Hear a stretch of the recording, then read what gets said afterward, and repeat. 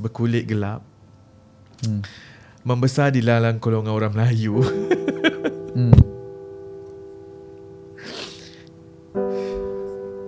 I tak ada kawan, Remy. I membesar dengan tak ada kawan. Di Kuantan. Kat sekolah, I cakap waktu sekolah mendengar, kan orang susun meja berdua. I tak ada orang duduk sebelah. Game ni different You dulu jaga founder tau. Sekarang I jaga acik-acik je ni yang nak buat 500. And dia orang ni bukan nak kaya tau, Remy. Dia bukan nak kaya, Remy. Dia orang nak hidup. Dia orang nak hidup, Remy. Yes. Dia orang nak teruskan hidup. Mereka nak tidur dengan tenang, Remy. Mereka tak nak ada hutang dalam hidup mereka. Mereka nak memberi something untuk ibu bapa. Mereka nak bagi yang terbaik. Mereka cuba menjadi ibu bapa yang terbaik. Mereka cuba untuk menjadi anak yang terbaik, bukan dengan jadi kaya. I selalu cakap, I berjumpa dengan orang yang betul. So Alhamdulillah, I sangat bersyukur, I sangat happy. I tak minta banyak, I minta supaya lebih ramai orang keluar daripada hutang sebenarnya. So kita berjumpa dengan manajemen, dan manajemen dia bercakap apa dah. Ni dia punya top lah bercakap. I cakap kat dia, I dah frust, I dah banyak kali nak give up. I cakap, I tak tahu nak buat apa-apa. So why you tak buat do something? I cakap macam tu. You mau give up Give up. Wah, you mau keluar HQ punya team yang HQ jawab punya macam team. tu. You mau keluar lah. Saya sudah serabut dengan you mau cakap you mau keluar Because of dia ingat I tak boleh hidup tanpa dia. Berhenti tepi tu isi minyak, lepas tu tunggu kawan. Datanglah segerombolan orang yang naik motor ni, mak rempit ni. Segerombolan ni, I ingat dia datang lepak je. I tengah main iPad waktu tu. Pecah. Ambil helmet dia, pecahkan I punya cermin. Iya? Waktu yang ni pun ambil helmet, pecah ke cermin I. Dua-dua pukul 12 lebih macam tu. Lepas tu terus tekan minyak Masa tu buat mas. Okey, betul. Tekan minyak.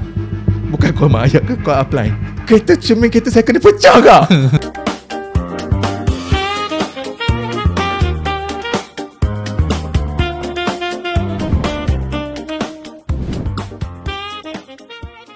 Assalamualaikum, selamat datang ke episod kedua Tanpa Skrip. Bersama-sama saya Remy, Assalamualaikum. Waalaikumsalam warahmatullahi. Ini episod kedua kita. Episod yang kedua. Dan hari ini I bawakan orang yang you nak sangat-sangat jumpa.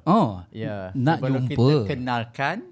Lala jumpa dekat set. Jumpa kat set. Kan? Nak jumpa. Lala kena bawa ke podcast baru jadi. Betul. Kenapa kita jemput insan ini pada minggu ini? Remy, sebenarnya kesinambungan cerita I daripada episod 1. Selepas I keluar, dia tanya apa I punya next journey. Jadi I bersama-sama dengan insan ini di syarikat Saudagar Asia Sendang Berhad. Alright. Pemilik kepada jenama Choco Albab. Alright. Okay je. Tapi sebelum kita nak sembang, kita nak jemput guest kita ni kan je kan.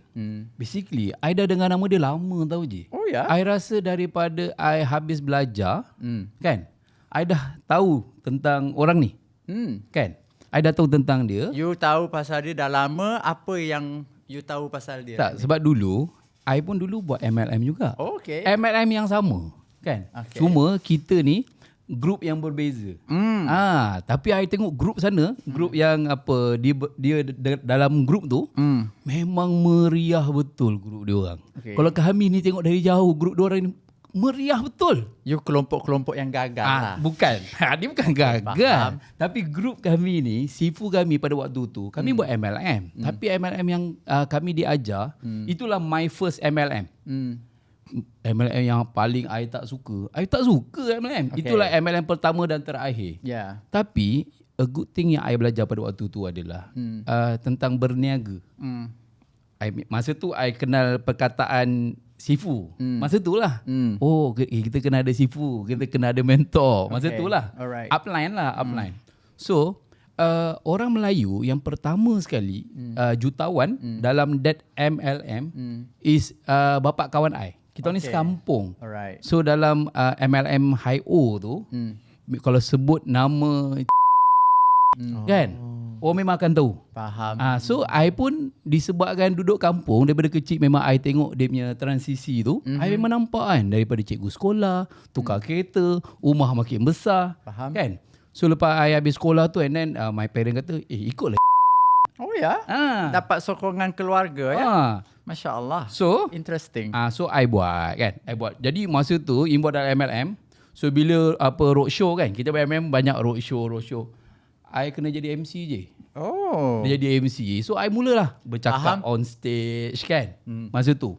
So bila kita pergi event kan, masa tu kan dapat button pun kan, nak kena naik stage masa tu. Tapi diorang punya group ni meriah sungguh-sungguh je. Meriah betul. Bagus. Kadang I tengok group diorang, apa yang meriah sangat group diorang ni. Bersemangat sangat ni. Beza dengan group kita dah lah. Okey, nanti kita tanya lebih lanjut. Macam tu lah. Yeah? Tapi I memang kenal dia. Sampailah I buat bisnes. Kita tahu dia pernah keluarkan buku jutawan produk orang. Jutawan produk orang. Lagilah I tengok berpuluh-puluh ribu naskah terjual, Remy. Okey, dan juga kenapa insan ni istimewa bagi I, selepas I dulu di syarikat lama, I keluar terombang-ambing, masa tu I was so down, dan I jumpa you dan I berjumpa juga dengan dia sebab kita orang kenalan dah lama. Alhamdulillah, dan dia bagi peluang untuk I meneruskan perjuangan, menambah nilai hidup orang lain. Tapi you rasa? Okay, without further ado, Remy, asyik kita pula bersembang. Guys ni dah dekat setengah jam dah tu menunggu. Okay. Kita persilakan bersama-sama dengan kita pada hari ini, Tuan Haji Syed Saiful Fazli bin Syed Alwi. Selamat datang ke podcast Tanpa Skrip. Terima kasih. Baru je tengok yang episod lepas. Baru tengok. Tiba-tiba episod yang kedua dah dijemput. By the way, thank you so much sebab jemput hari ni. Even dah tahu dah, walaupun tanpa skrip, dah tahu dah topik apa nak kena cakap ni sebenarnya. Dah dapat hint dah sebenarnya. Tapi sebenarnya bila kita jemput Syed ni, ini adalah guest yang paling senang nak dijemput untuk episod yang kedua lah. Kenapa? Tak, maksudnya kan, sebab kita baru nak bermula. Betul. Kan? Jadi kalau nak bermula ni, kalau kita mula jemput orang yang susah-susah, nak kena hantar invitation dulu takut tak ada lah episod 2 ni. Takut kita berdua lagi episod yang kedua kan. Okay, berbalik kepada misi you, Remy. Dengan Tanpa Skrip ni, you nak berkongsi cerita tentang suka duka perjalanan bisnes. Alright, jadi kita bawakan Tuan Haji Syed Saiful ni untuk tanyalah dia. Okay, Syed. Mulakan. Sebelum kita nak ke topik kita kan, macam bisnes sekarang? Alhamdulillah, okay. Sekarang Choco Albab dah masuk tahun yang kelima. So kita akan menyambut anniversary yang kelima hujung tahun ni, insyaAllah. Tahniah. Dan terbaru kita ada 2 lagi brand. Sekarang dah berapa brand? Choco Albab. Choco Albab. Last year kita launch tudung Nafesa. Nafesa. Dan this year kita launch supplement, kit supplement Zeki. Sekarang 3 lah. Sekarang 3. So ada 2 brand lagi nak keluar. No. Kita memang tengah dengan tiga ni brand saja lah sebenarnya. Dan insyaAllah belum lagi untuk fikir ke brand lain ke, belum lagi, because of kita nampak tudung ni kita betul-betul nak fokus and strong kan, dan juga sama juga dengan supplement. Sebab dalam supplement akan ada banyak. Sekarang kita tengah fokus on brain. Lepas ni mungkin pada vitamin C, sleep kan. Something like macam tu. Kita akan explore more lagi untuk produk Zeki. But by the way, I tak tahu you buat bisnes sama dengan dia. Oh, serius ah? Serius. Okay, jap. Grup mana? Masa tu kita punya Minyak. grup tu yes. Ya, betul. Okay. Tapi masa tu kan, memang kita orang ni memang sifu aja berniaga Zaid. Memang tak ada, kami tak faham sepatah sistem, nak kira sistem. Okay. Kami memang barang, produk knowledge, berniaga. Okay, faham, betul. So masa tu kita punya grup kan, kita ada macam skeptical tau dengan grup belah sana. Sana grup sistem, kan? Sana grup money game, kan? Betul. So kita tak expose diri kita untuk bergaul dengan grup-grup sana. Dapat info tu juga ke? Okay. Tak dapat. Bila benda yang you sebut, model business, kononnya perniagaan ini menimbulkan banyak perspektif dan juga persepsi yang salah dan juga anggapan yang salah pada orang di luar. Ya, Remy, boleh tak? Mungkin you boleh tanya dengan Tuan Haji ni untuk dia perbetulkan perspektif ni supaya lebih senang untuk kita faham dan rungkaikan. Okay, Syed, macam ni. And kita pun tak nak formal sangat. Dia macam ni. Sebab topik kita pada malam ni adalah bila kita bercakap soal MLM, masih ada bunyi-bunyi yang kata kayakan upline, scammer, Kayakan founder. Kan sistem piramid. Ya. Contohnya kan. MLM ni dia membuatkan kita rasa orang allergic dengan sistem MLM ni. Apa komen Zaid? Dah terlibat dalam industri yang multi-level ni dah ni tahun yang keberapa 17 kot, 18 even 17 tahun? 17 tahun ya, 17 jap kira dah 15. Ni dah 2026. Is this your first job? First job as? Yang kerjanya dengan networking ni? Yeah, first MLM. I join business lama dulu. Sebelum tu pernah kerja lain? Pernah. I dulu dalam sektor kerajaan, veterina sekejap je. Berapa lama tu? Berapa bulan je. Bulan je lah. Tak lama lah. Tak lama. Sebab masa tu macam dia nak suruh hantar kita posting ke Rompin. I kerja kat Kuantan. Lepas tu bos kata, okay, I nak you pergi ke Rompin. Dan Rompin tu jauh. I ni anak tunggal. Konon kena duduk dengan mak ayah. Lepas tu I cakap, ya Allah, apa benda I kena buat supaya I tak pergi Rompin, I nak berhenti. I cakap. Sebab I memang tak boleh lah kerja 8-5 ni. Tak tahulah. Faham. So hari yang sama juga I duk fikir mungkin doa kot. I fikir apa nak buat. Dapatlah mesej daripada seorang cikgu lama. Nak jumpa. I cakap Cikgu sekolah? Cikgu sekolah. Cikgu kalau nak jumpa dia ada dua. Sama ada satu nak buat insurans ataupun nak buat MLM. Tapi tak tahu tau. Dah tahu dah ni mesti nak ajak do something ni. Maka pergilah juga. Pergi. Respect cikgu. Pergi. Okeylah jumpa. Terus akak nak cerita pasal bisnes tu lah. Akak nak cerita pasal bisnes MLM. Tahu tak saya cakap apa? Saya cakap, Kak, saya angkat tangan macam ni. Kak, minta maaf. Saya memang tak minat. Saya tak minat MLM. Saya tak minat ini. Saya tak suka semua. Tapi ada satu keramat ayat dia. Tak apa Syed, dengar dulu. Nanti baru decide. Ayat itulah ayat single words tu je sebenarnya yang membuatkan kita okay, tak apa dengar. Okay, but interestingly you fresh graduate, 23, 24 years old. Kemudian you dengar tentang prospect, tentang future of the business, and you make decision at that point of time. So orang anak muda, dia macam ni jugalah Remy. Kita kan ada isu tentang unemployment. Lepas tu Gen Z sekarang konon-kononnya tak nak bekerja makan gaji, nak jadi bos sendiri. You know, this is like 17 years ago, tapi dia dah ada pemikiran macam tu. I want to be my own boss. Okeylah, sebab utama dia dah tak nak kerja dekat sektor kerajaan, tak nak jauh daripada mak bapak sebab dia anak tunggal. Kemudian dia buat keputusan untuk join ini dan masih kekal sampai sekarang. Point dia adalah pada waktu tu, do you see your future? No. Okay. Because of I just nak 3,000 anything yang boleh replace I punya gaji. Cukup. Dan I tanya dengan cikgu tu, I boleh dapat 3,000 tak sebulan bisnes ni? And maybe on the right time kot, dia ajak something untuk benda ketika I perlu. So dia dah touch I punya hot button. It's not because of I suka MLM No, but I love money. Of course. It's not about business model. Siapa yang tidak ya? Sekarang ni dia bukan pasal multi level, dia bukan pasal apa. It's all about orang suka duit. So aku dapat peluang ini untuk buat duit. So tolak tepi MLM tu. Tolak tepi duit sekejap. Duit lah faktor utama tu. Sebab itu peluang yang datang. Sebab mana ada tiba-tiba orang nak cakap kat kita, jomlah kita buka kedai sama-sama. Tak. Umur 24 tahun. Kawan pun masih lagi bekerja, baru bekerja. Masih lagi mentality untuk kena bekerja, kena kerja kerajaan. You know, that kind of thing. Dan tiba-tiba datang satu peluang, cikgu dengan cikgu. Dia kata, jom ikut akak. Akak pun dah berhenti cikgu.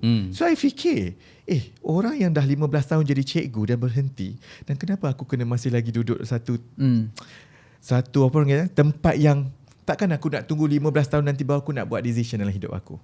Baik buat sekarang. Baik buat sekarang. So okeylah, buat je lah sebab ada orang nak bantu.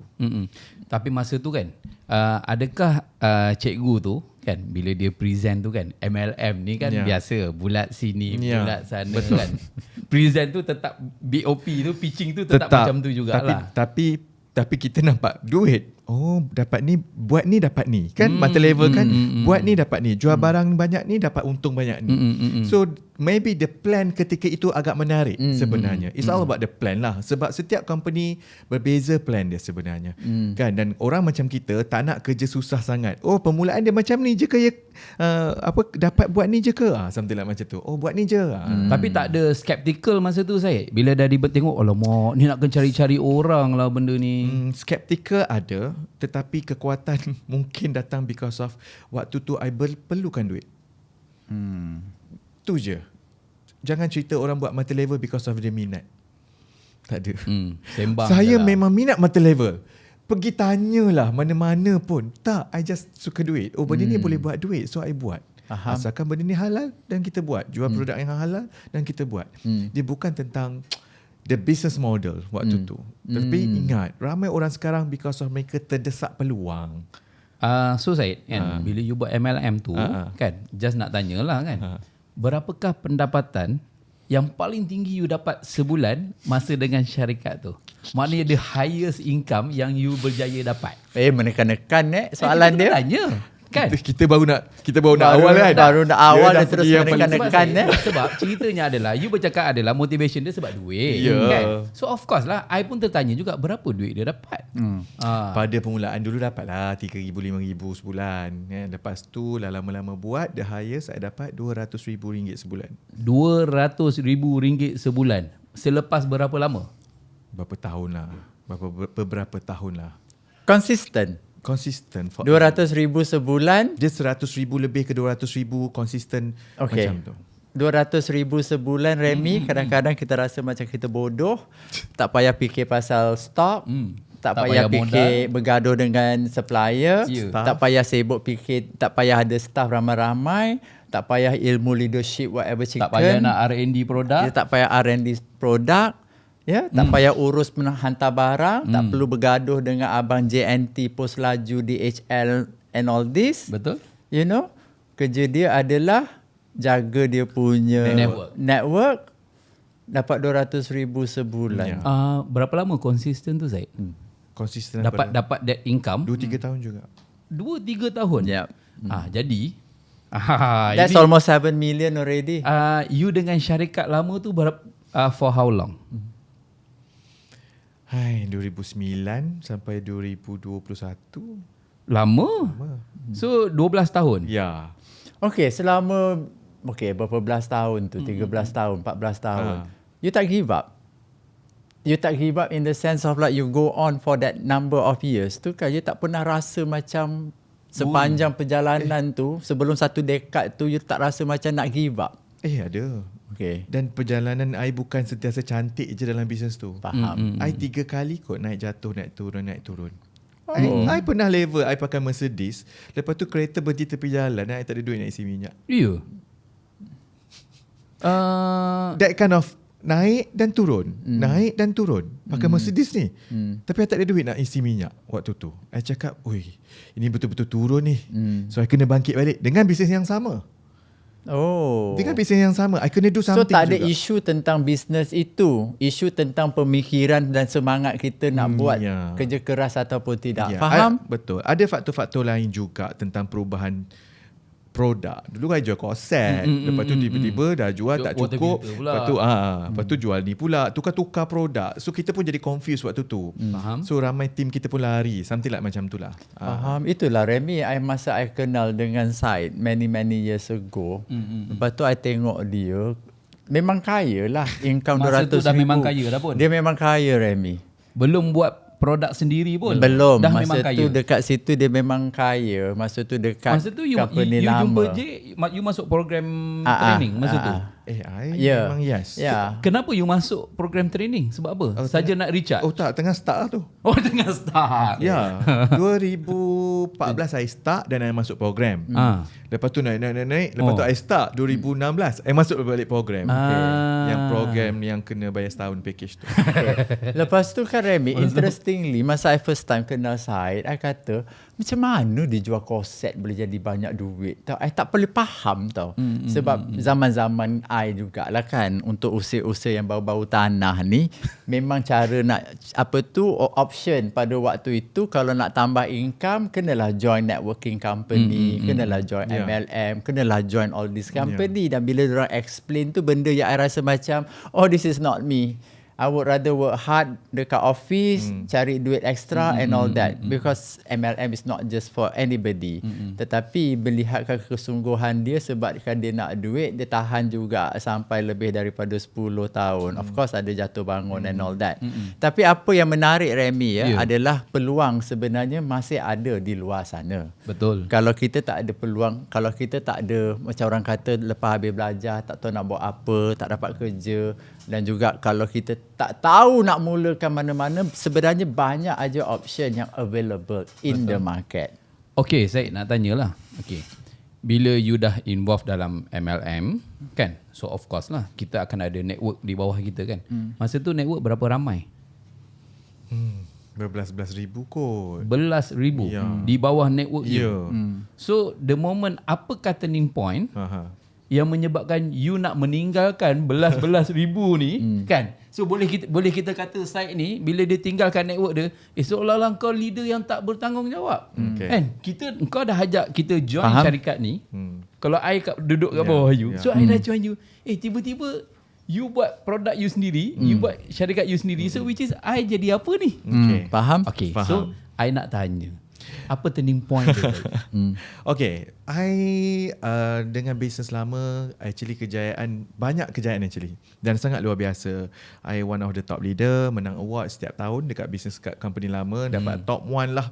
Terlalu banyak sebenarnya. Ketika COVID kan, 2020 ada rasa waktu tu bulan 3 2020 kan, kita masa tu agak terganggu business, dan makin drop sales semakin drop waktu tu, daripada 7 juta jadi 1 juta, lepas tu jadi 500,000 kan, so makin drop. So kita pun keluarkanlah idea kepada syarikat waktu tu tentang macam mana ni, macam ni I nak stand, sebab income I pun dah kecil, dan apa I nak kena buat ni because of market dah berbeza sebenarnya.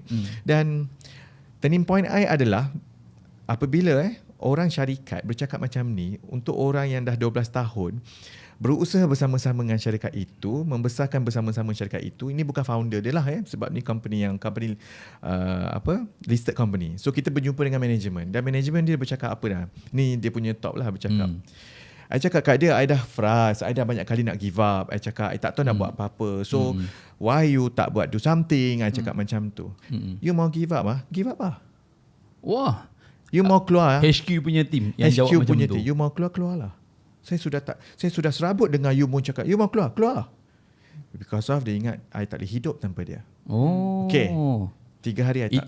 Itu dah hit you dah masa tu. Macam Zoom. Oh, masa tu online Zoom. COVID. Top management bercakap.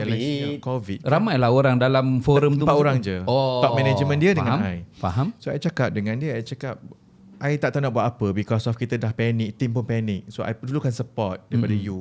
Why you buat A, buat B, buat C. Sebab apa saja decision you buat, sebenarnya kita orang tak boleh buat duit dah waktu tu. Kan? So tapi I tak terus keluar dan buat cokok albab. Tidak. Cuma I cakap apa dalam hati I.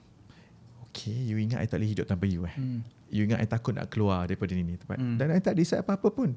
Okay, tapi income dah semakin slow. I cakap dengan my team, I cakap we must do something. Okay, kebetulan raya nak datang. So I ingat, jom kita buat coklat waktu raya je untuk tambah duit raya. I cakap kat dia. I tak langsung cakap tentang coklat albab ni adalah untuk buat long term sebenarnya. So dan I minta persetujuan dengan semua team. Bukan I terus buat decision macam tu je. Okay, kita buat untuk kumpul database, that kind of thing. So buat selama 2 bulan. Kita keluarkan 50,000 tab coklat album. Projek duit raya waktu tu. Terjual 50,000. Habis. Selepas tu tim cakap, CS kita buat lagi. Macam senang pula jual coklat ni. Okay, kita keluarkan lagi. Sampai satu tahap I pula kena COVID. Okay. I kena COVID.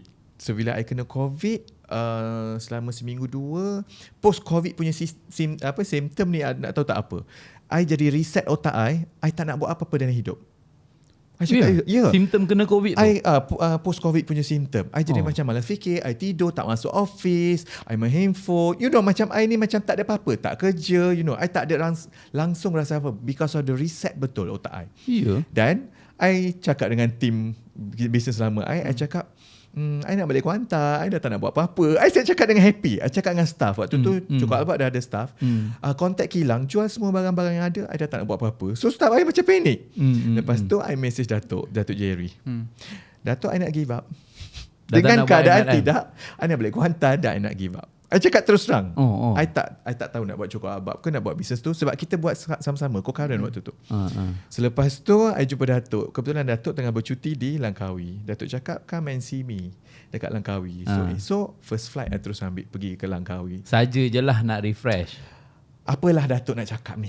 Jumpalah jap sebelum I balik Kuantan. Alright. Ni dah plan nak balik kampung dah ni? Dah, so I dah give up. I dah tak nak buat apa-apa. Ya. Tapi Duit dah ada. impact Remy sebenarnya kepada orang yang recover daripada COVID memang sebenarnya it's so impactful tau. Orang jadi pelupa. Ya.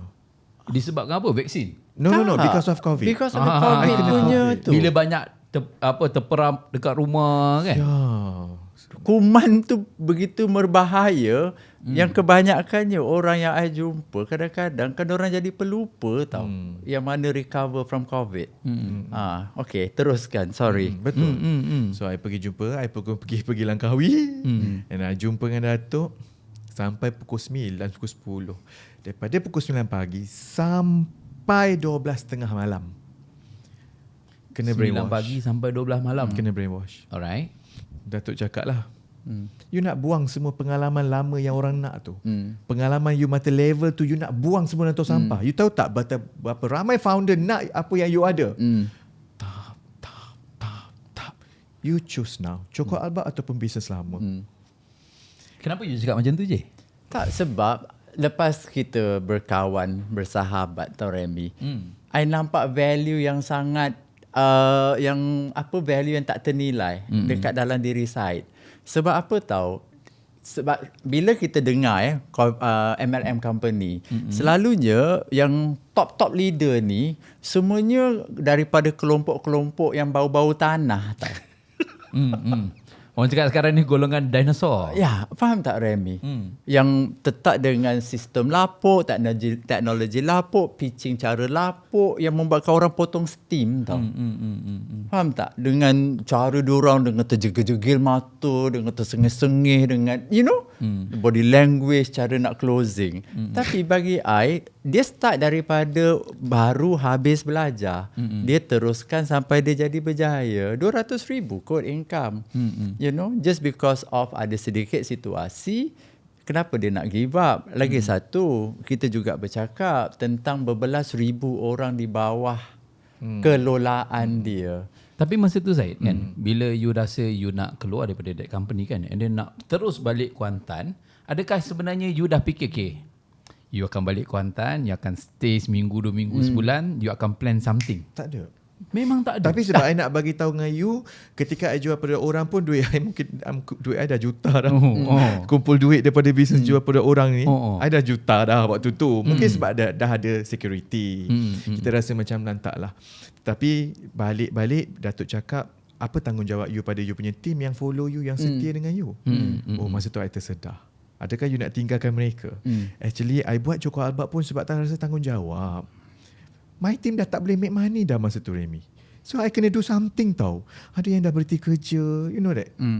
Buat business ni kan.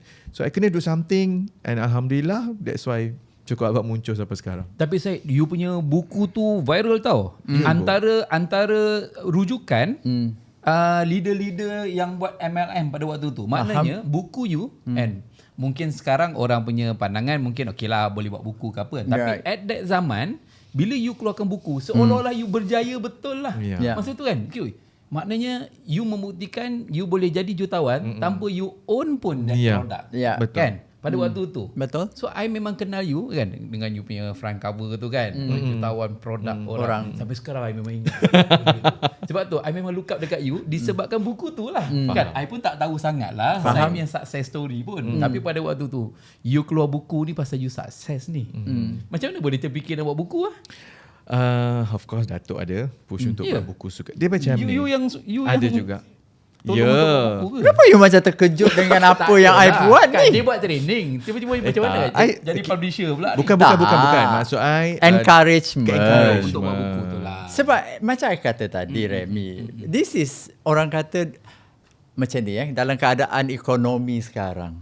Of course masa COVID reset everything. Okay. COVID juga reset buat orang jadi kaya, dan lepas COVID orang terus jatuh terduduk. Disebabkan perubahan Global. sistem bisnes, cara buat bisnes, behavior manusia, pattern membeli and all that. You know what I mean? Dan kita tengok sendiri ramai orang yang berjaya sebelum COVID, lepas COVID somehow they got stuck, you know. Dan masa tu juga Remy, masa dia datang ke Langkawi, I always believe tau, sebab kejayaan Syed sebenarnya bukan pasal produk. Of course produk dia berkualiti, produk bagus, dan produk pula orang senang dan orang akan makan. Tetapi apa yang ilmu yang dia ada bagi I adalah macam mana dia sentiasa encourage, membina bala tentera dia tau. Okay, cuba tanya Remy, semasa dulu dia di company lama, bala tentera dia berbelas ribu. Cuba tanya sekarang yang di bawah yang SASIA, berbelas ribu tu, bila you buat you punya company sekarang, adakah yang berbelas ribu ni ikut? You tahu tak berapa orang je ikut? Ini yang nak tanya ni. 300 je.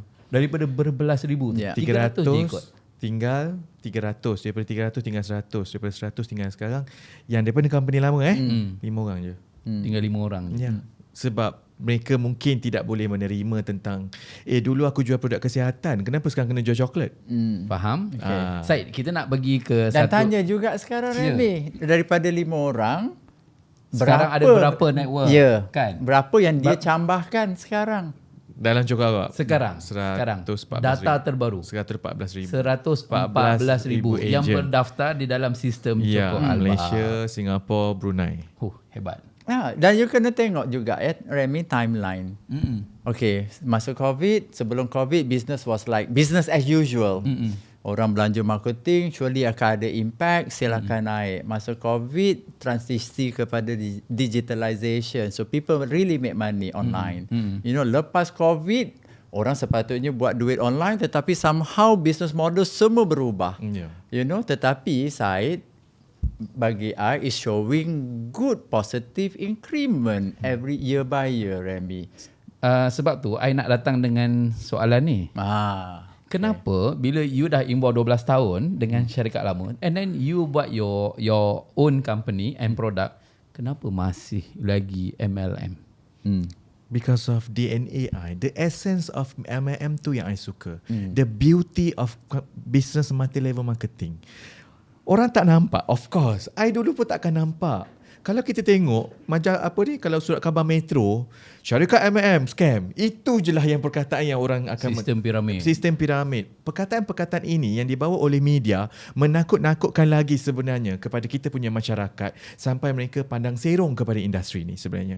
Sebab I membesar dengan company multi-level, I membesar dengan syarikat multi-level, dan I membesar dengan business model multi-level. Hidup I berubah 360 darjah because of multi-level.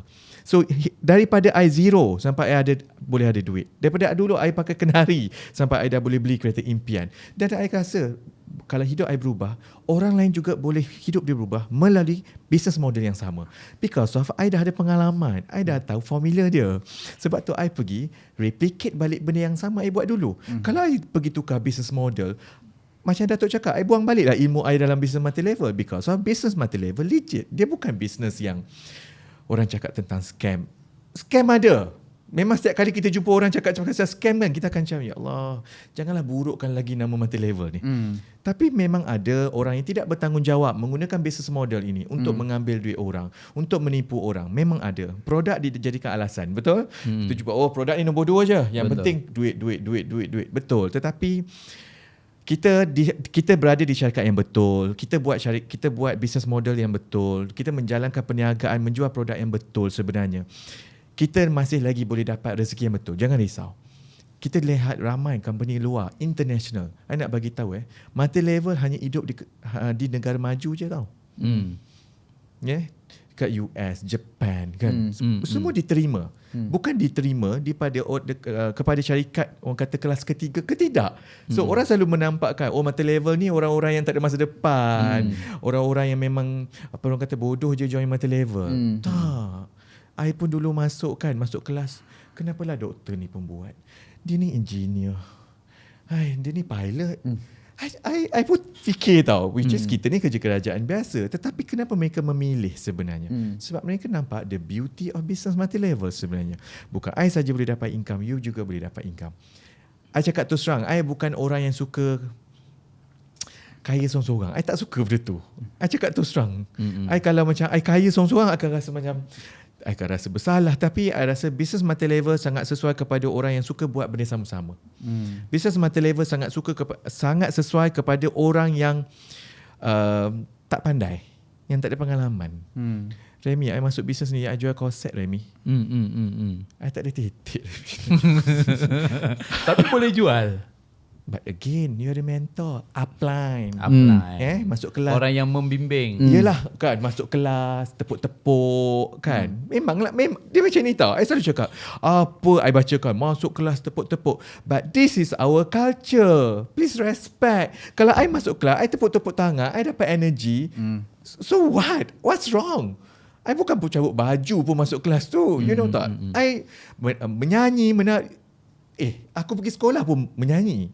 So what's wrong dengan menyanyi? Faham. Oh, naik atas kerusi. So what's wrong naik atas kerusi? Sebab aku tengah rasa semangat. Orang pergi konsert tu boleh pula, tak ada pula yang nak komen. Tapi aku nak rasa semangat. That's normal dalam multi-level. Because of kita nak rasa energy tu je. Kita bukan buat benda yang buat benda yang salah pun. Kita bukan buat. Orang nampak skeptikal dalam aktiviti multi-level, jumpa orang sebab nak ajak orang. Sebenarnya proses untuk mengajak orang ni adalah proses peluang. Dan orang ada hak untuk menolak dan orang ada hak untuk menerima. Faham? I masuk kedai, I tak nak beli barang. Dengan I nak beli barang, it's up to kita lah, kita nak beli ke apa. Multi-level pun sama juga. Kenapa Syed kan, bila you keluar daripada company lama tu, tak join company MLM yang lain? Kenapa you create juga brand you sendiri, syarikat you sendiri, which is akan tambah pening kepala, kan? Ini soalan sebab bila I dah terkena daripada management yang bercakap macam tu, so I risau I terkena lagi. I dah tak ada dah. Kalau I tak ada lagi 10 tahun, dah 50 dah umur I. So I dah tak ada another 10 years untuk commit. And lastly, orang cakap dengan I, company boleh cakap, terpulang kat you lah. Dia tak show some appreciate tau pada I. You nak tu Remy. Kita dah 12 tahun pula tu. I 13 tahun Remy. Tetap nak selit. Nak juga. Nak selit juga. Nak juga. Tak dihargai juga. Ini 12 tahun. 13 tahun Remy. I tak cakap semua company macam tu, tetapi I decide untuk I either my own supaya I boleh tentukan sendiri sebenarnya apa yang I nak buat. Dan I tak cakap I boleh, tapi I cakap I cuba. Kita tanya pasal sepak terajang tu ya Remy. Tapi dalam keadaan sekarang ya Syed you need to see also awareness. TikTok, live host, live selling. Yang sekarang ni memang gila-gila. You know? How do you, macam mana you punya pandangan, you punya networking berbanding dengan business cara tu? Do you rasa you masih lagi relevant? Of course, tak ada masalah. Perubahan orang menjual adalah satu perubahan yang memang kita tahu terlalu cepat sekarang. Daripada dulu multi-level, network business, lepas tu dropship lah, sistem agent lah, lepas tu affiliate lah. Kami melalui semua zaman-zaman itu. Kan, ketika zaman agent, stokis ambil barang kan. Saya bukan multi-level kami sistem agent stokis. Kami bukan multi-level. Kalau iklan orang nak ajak buat bisnes, saya cari agent, tapi kami bukan multi-level. Faham. Selling point tu, nak mengajak orang join. Kami bukan multi-level. At last, it's a multi-level marketing punya sistem. Masih lagi. Tapi sebenarnya lagi teruk sebab you kena restock, you kena letak barang tu kat rumah, you kena post everything to your customer, you kena buat sendiri, you kena jadikan rumah you gudang. Kalau you nak jadi stokis, you kena restock berpuluh ribu. Kan macam isu sekarang orang cakap pasal ada susu pisang whatever macam tu kan. I baca kat thread, ramai dah serik lah apa. Because of apa? Bukan tentang produk, tentang the system. Kena ambil berlori-lori nak letak dekat rumah, kena bayar gaji. Mungkin sistem tu orang dah penat. Sebab last kali orang tak nampak untung sebenarnya. So datang sistem affiliate, mindset I senang je. Semua orang nak buat affiliate, semua orang nak jadi live host. Tapi tak semua orang pandai content. Betul. Masih ramai lagi pandai menjual One to one. one to one macam ni sebenarnya. Bila buat direct sales kan. Betul, sebab affiliate dia bukan ajar orang lain buat affiliate. You jadi affiliate, I tak ajar orang lain jadi affiliate, so I tak dapat benefit. Faham? Affiliate is a single level. Ya. Betul? But multi level dia masih lagi I mengajak you, I train you. Tapi kalau you kena join kelas sendiri kalau you nak pandai dalam affiliate, you kena pandai buat video lah apalah. Tapi tak semua orang Remy pandai buat video. Point dia Syed kan. Adakah you sedang cakap sekarang MLM ni memang kalis apa juga? Ya. Ya, tetapi macam I cakap Remy, tak ada apa jaminan atas dunia ni Jami. Betul tak? Betul. Anything. Semua boleh berubah sebenarnya. By so far, I masih yakin dengan multi level. Sebab I tengok company di luar ratus tahun, berpuluh tahun masih lagi. Mereka lagi kalis pelbagai sebenarnya. Cabaran yang mereka ada. But sebenarnya kita bukan kata nak bercakap multi level ini adalah kalis kepada apa. Tak. Kita bukan bersaing tetapi kita sama-sama dapat benefit. Faham? Dengan perubahan. Syed, bila kita bercakap soal MLM, Ya. kan dia kan tak dapat lari daripada orang punya persepsi yang negatif kan. Ya. Cuba you share pengalaman yang pada you orang reject you pasal MLM ni sampai hari ni you tak boleh lupa lah. Satu momen. I tengah tulis, biasalah kita nak present ke orang kan. I ingat tahu muka dia sampai sekarang I ingat. I tengah tulis masa I tulis. Biasa dia buat muka. Dia ambil I punya kertas, dia campak kat muka I. Cara reject tu. Reject dia level yang ni semua penipu. Oh ya? Ya ke? Lepas tu terus gerak. Tak. Dia macam ni lah. Biasalah kita punya downline ni akan bawa kawan dia nak suruh I explain. Muka downline I ni, anak team I ni, muka dia dah merah hijau dah. Tapi apa yang I ajar, maintain senyum. Orang reject senyum. Tak apa. Saya datang nak share peluang je. Tipu ni semua menipu ni. Tapi tak pandang ni, menipu ni. Level tu. Level nombor 2, I pernah jumpa kat restoran ni, share plan kawan sekolah. Lalu you tak pernah dengar cerita ni? Tak. Kawan sekolah dia top student lah. Dia lalu korang semua ni ikut Syed gelaklah masa depan korang macam muka dia. Alamak. Ya. Oh. Top student. Dia top student. Okay. Gelaklah masa depan korang macam muka dia. Budak ni dia pinggir-pinggir macam aku nak join ke. Macam ni kecabaran orang buat bisnes apa kena sound. Tak ada Assalamualaikum Dia lalu je. Dia terus cakap korang semua ikut Syed Something lah macam tu. Tetapi benda tu penguat. Tapi apa jadi dengan orang yang cakap macam tu sekarang? Tak tahu. Tapi after a year kan dia datang jumpa I. Macam menarik lah business you. Yang gelap masa depan tu. Tapi mungkin I pun macam tak nak aku. Okay. Aku tak nak share peluang business dengan kau. Tapi kan Remy kan untuk untuk podcast tanpa skrip ni, kita tengok sekarang dekat social media banyak orang bercerita ataupun berkongsi tentang kejatuhan bisnes, kegagalan founder, kegagalan ramai orang dalam bisnes. Tapi lately macam kerap lah kita baca story ni kan. Okay, to my question, kita bawakan seorang yang berjaya dalam bisnes networking. Dan ini yang berjaya, tak tahulah berapa persen. Yang gagal ramai. Boleh kita tahu kenapa mereka gagal? Antara punca-puncanya, kalau ada 10 you boleh senaraikan. Kenapa mereka gagal? Ya, dalam bisnes networking ini. You berjaya, boleh dijadikan contoh. You harungi segala sepak terajang bisnes ini. Ini I contoh yang tak berjaya. Inilah. I tak kenapa you berjaya? Kenapa you gagal? Dia contohnya. Bagi dia jawab dulu. Bagi dia jawab dulu. Tanyalah yang Because that time, kenapa I berhenti? Because I tak dapat income. Masa tu, I kerja. Sekejap. Ini sebagai founder ke sebagai agent? Dalam MLM ni sendiri, dalam networking.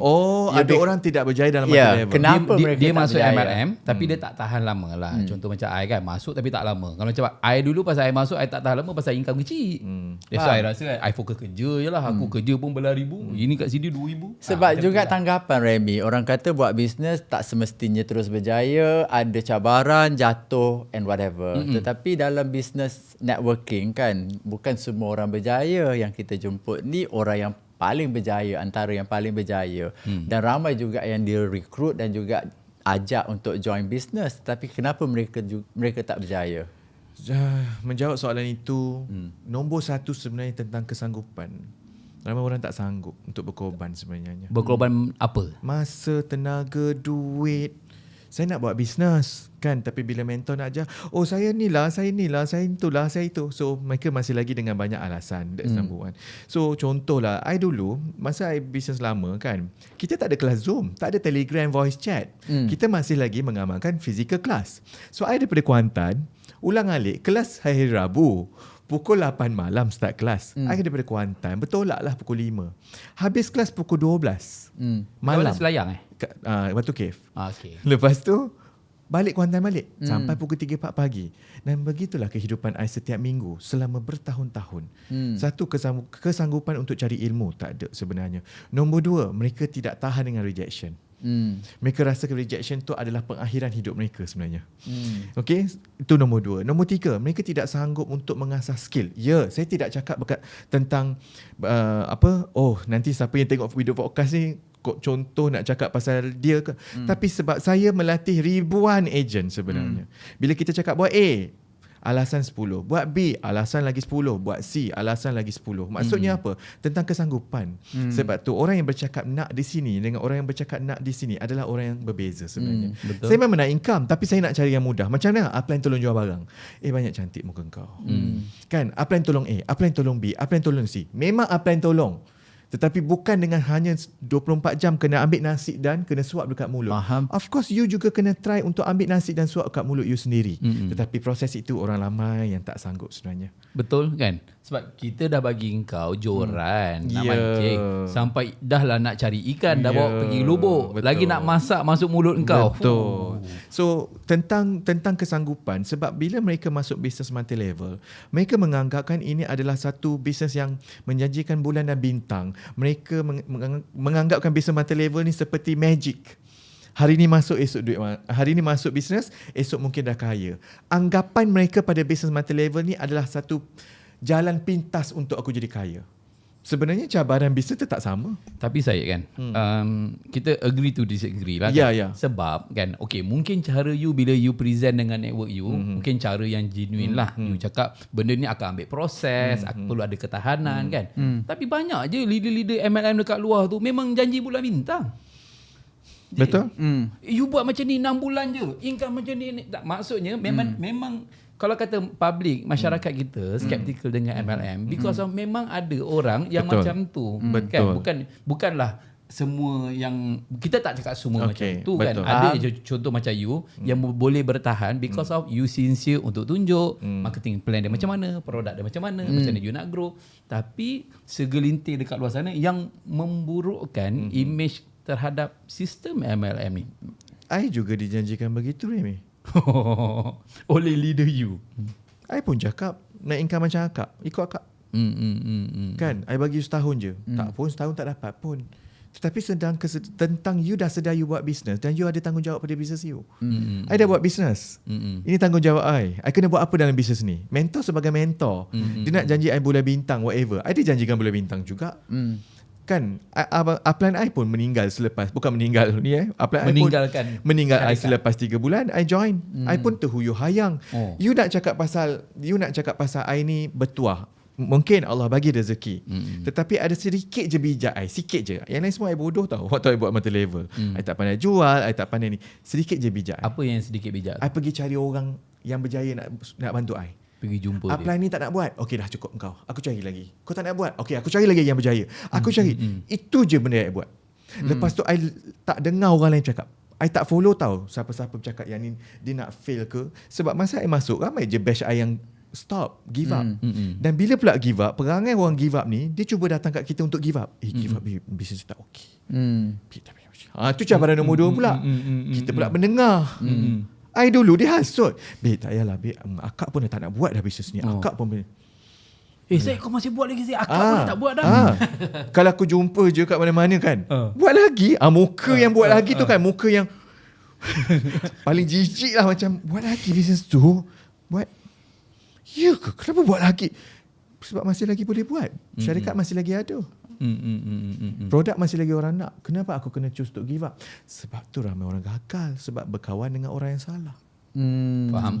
So maknanya dia akhirnya macam mana you nak bawa diri you lah. You boleh berkawan dengan semua orang. Ini rasa kita kena extend sikit Remy ni. Maksudnya? Kita pun dah lebih 1 jam Serius dah ah? ni, Dah Remy. lebih sejam ke? Ya, dah sejam dah Remy. Belum. Okey tak. I nak pergi kepada soalan ni Syed. Soalan ni I rasa akan ramai yang nak tahu soalan. Wow. Okey. Betul, Soalannya macam ni Syed. Bila kita bercakap soal MLM kan, MLM international ni, of course orang akan kau masuk MLM mana? MLM ni daripada US kan, daripada overseas. Tapi MLM you dari Malaysia tau. Boleh pergi ke? Tak. Of course kalau I letak I dekat prospek, I akan rasa benda tu. MLM Malaysia boleh bertahan ke? Betul. MLM yang lama pun tak boleh bertahan. Faham. Lagi you yang baru ni, lepas tu kan Melayu pula tu. Ya. Yeah. Of course. Tak. Apa komen you on that? Okay. Setiap masyarakat multi-level international ke, daripada bulan ke, marikh ke, mereka bermula dengan hari yang pertama. Mereka juga bermula dengan tahun pertama. Mereka juga bermula dengan 5 tahun pertama. Betul. But ingat, tak semua orang di Malaysia actually berminat dengan produk yang di-offer. Sebab setiap multi-level berbeza plan. Berbeza compensation plan. Mana yang lebih menyenangkan, mana yang lebih menguntungkan sebenarnya. Somehow orang bukan tengok tentang syarikat. Orang tengok produk ni boleh buat duit tak untuk aku. That's number one. Nombor 2 adalah tentang orang sendiri agak sekarang skeptikal dengan apa-apa daripada luar negara tahu sebenarnya. Jangan cakap ada tahu. Oh US tak nak ada. You ingat tak ada ke? Ada. Ya. Kebanyakan leader-leader kan mereka tak nak masuk Kalau company tu dari international tak nak. It's not about international it's all about US lah especially. You pun tahu sentiment. sentiment kat sana kan. Ada juga, tapi ingat it's all about the product dan juga plan yang di offer. I start dengan plan. Orang tengok plan orang nampak menarik dan orang join. Sebab kebanyakan company international mereka masih lagi mengamalkan plan yang lama. Pangkat je ada 17 nak kena naik. Syarat je ya Allah ya Rabbi, ni macam tak nak bagi naik je pangkat ni. Betul tak? Marketing plan ni kan. Marketing plan. Ini mustahil nak naik ni. Ya, I pernah jumpa ada seorang kakak tu cakap, I dah join 2 tahun, I baru tahu ada benda ni. Ada hidden things yang berada dalam multi-level yang tak transparent. Tak transparent sebenarnya. Dan ini menyebabkan mereka kecewa dengan company-company yang besar sebenarnya. So bila I buat business ni dalam Asia ni, I kaji semua plan. Dan I tengok kenapa orang suka plan A, kenapa orang suka plan B, apa keburukan plan ni. So kita buat benda tu dalam 2-3 bulan lah mengkaji plan ni sebelum I start mencipta plan ni. Bila you tengok sistem-sistem yang lain kan, adakah you sedang cakap yang sistem you sekarang tak solid dan you cuba untuk polish lagi sistem you sekarang? Daripada hari pertama Asia, sebelum I create sistem, sebelum I create Coklat Albab, I create sistem dulu. I see. Berapa lama saya ambil masa? 2 bulan lebih. I berkawan dengan semua leader-leader multi-level lain. I tanya dia, apa best in business ni? Oh best sistem kita orang macam ni. So ini rentetan daripada Langkawi lah. Setelah dibasuh selama lebih kurang 18 jam. Jadi dia meneruskan juga usaha so, ini. maknanya dalam kisah kejayaan Syed ni kan, Oh tak ada. adalah seseorang Tak ada. yang mentarbiah dari 9 pagi hingga 12 malam. Ya. Sebagai seorang sahabat, you know Remy. Jadi kita pun, sebab bagi I kan, as I said, pengalaman dia tahu apa benda, you know, yang jadi kenapa tak diteruskan. Dan bagi I sangat bagus kerana micro entrepreneur yang wujud di bawah payung Asia ni, bagi I, bila I tengok kejayaan mereka dapat buat duit, dapat income RM500 ekstra sebulan, dah happy Remy. Faham. You know, jadi masa I pergi event ni, tadi yang you invite dekat Bangi tu, I masuk tu, I rasa satu vibe yang oh betul MLM company ni. Betul. Ini MLM. Kan? Sebab I masuk event you all tu dengan masa tu berapa? 3,000 Dan kenapa I pula mula-mula I tak faham how does it work. You pernah buat MLM tak? Tak. I pernah buat Alcon. MLM lah. Serius lah? Pernah juga lah. Lepas tu dia suruh I jual Gosha tu. Aku kata aku nak jual tanduk rusa ke gajah. Dah lah membunuh binatang untuk dapatkan benda ni, nak suruh aku jual. I mean like those were the days when I was so much younger. But you know, that's beside the point.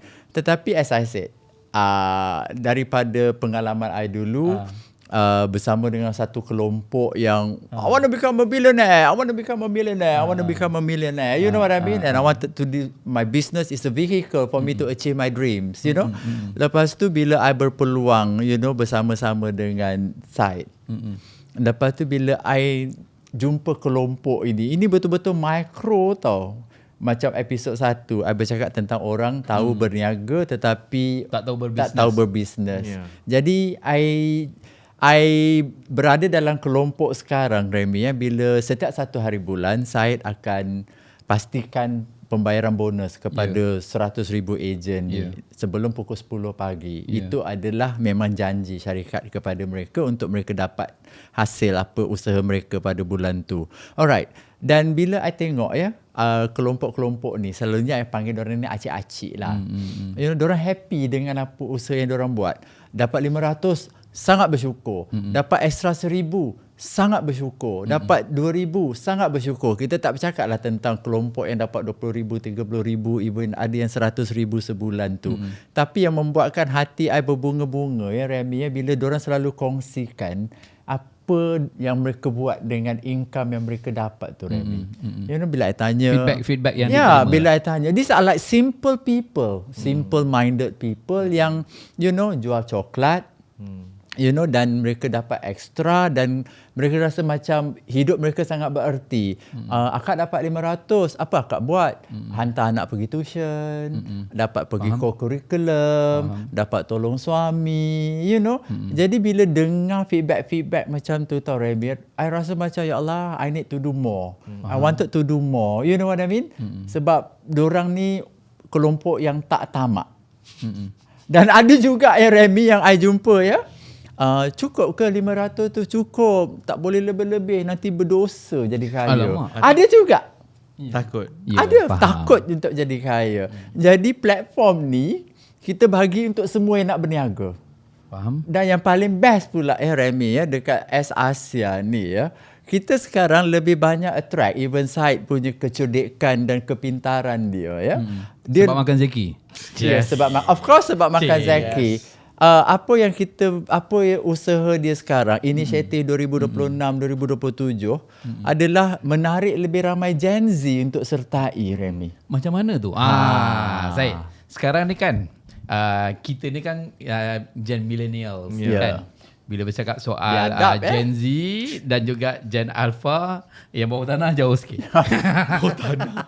Tak, maksudnya Syed, macam mana kita nak attract Gen Z ni buat MLM? Faham. Tapi I tak rasa Gen Z skeptical kan? I tak rasa lah. Cuma macam mana kita nak bagi MLM ni look sexy untuk Gen Z? Setiap company actually mereka ada culture masing-masing. Okay. Sebenarnya culture itu yang boleh menyebabkan mereka menarik minat sebenarnya. Gen Z suka apa?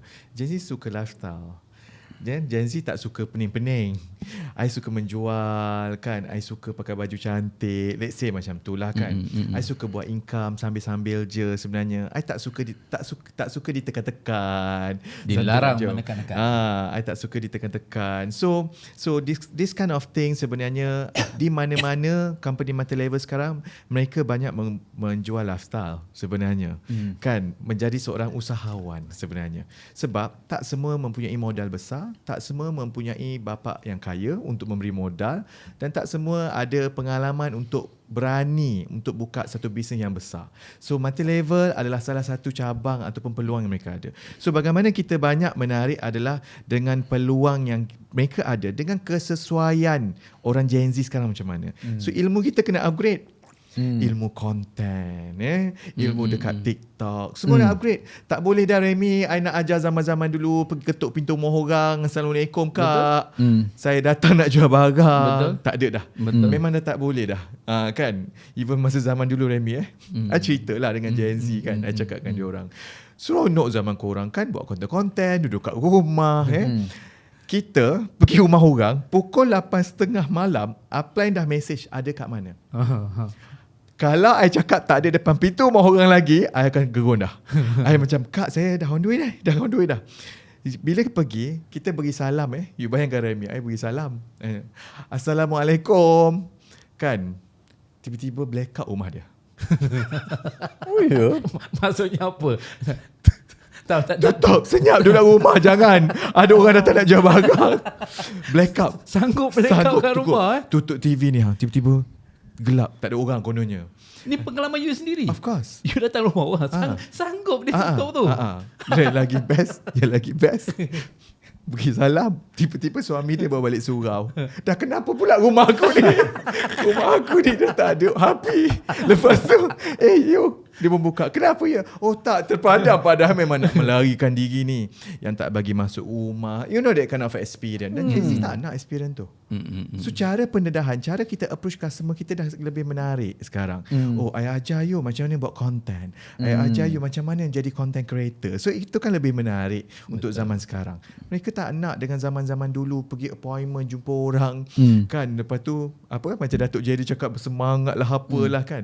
Mereka dah tak nak approach tu. So cara approach kita dah berbeza kan, cara kita menjual pun dah start berbeza. Sekarang adalah attention economy. Bukan zaman dulu punya. Sekarang it's all about attention, content economy. So kita kena masuk dalam dunia content economy. Zaman kita Remy, content mana ada? Apa yang kata pergi jumpa orang. Bulan ni dah jumpa berapa orang. Itulah yang di apa kata, yang momokkan ataupun yang sentiasa diarahkan oleh upline. Zaman sekarang tak nak tahu. Kalau I cakap kat dia, okay hari ni pergi appointment 5 orang, tak pergi buat Remy. Tapi bila dia cakap, okay guys, hari ni kita buat konten yang menarik, mesti dapat banyak customer. Oh, mereka pun buat konten. Berbeza kan zaman dulu dengan zaman sekarang. Apa mereka nak? Gen Z nak apa sebenarnya?